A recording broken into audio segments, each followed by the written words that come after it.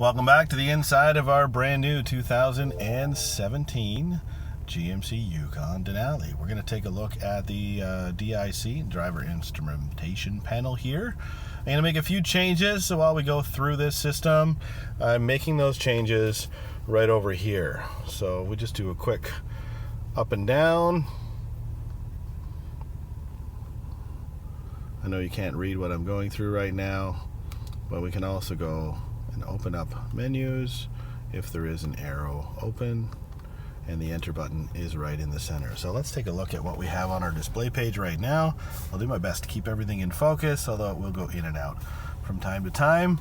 Right now we're looking at our tire pressures in our driver information center, and we're doing that in our info menu. We've got a number of different menus down the side: info, audio, phone, navigation, options, and back up to info.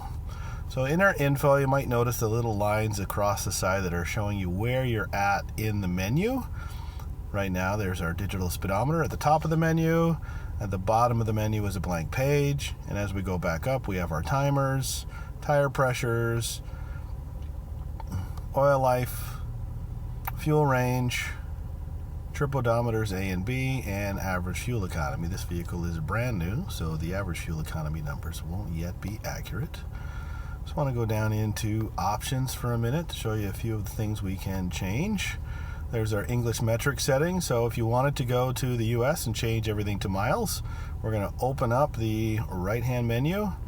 We're going to go to US, hit the check mark, and now everything in miles. So you notice your speedometer over here is changed to miles per hour. Also your temperatures for your driver information, or temperatures for your radio, have turned to Fahrenheit. So we'll change that back because right now we are in Canada and I don't want anybody getting any speeding tickets. We're going to go back to metric. Displays themes. There are 3 displays themes. We were looking at our standard display. I'm going to move us into our technology display and our media display. So you may have your favorite of the 3. I personally like the one it was in originally, which is our standard display. I like those analog style gauges across the top. Just makes me feel like I'm in a race car. So I'm going back over into our options menu. Information pages. These are all the information pages we have access to. There are 12 pages in total. We can turn them on and off. So there I've turned off trip B. Fuel range, oil life, tire pressures, fuel economy. Most people like to see that. Timers almost never get used. Speed limit's kind of nice if you're traveling in a new area and it's in the GPS system. It will post the speed limit of that area. Trailer brake only needs to be turned on if you're doing any type of towing.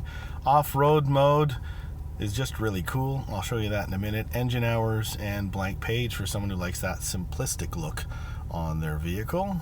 Let's go over to the left to get out of that menu. We now have 8 of 12 pages active.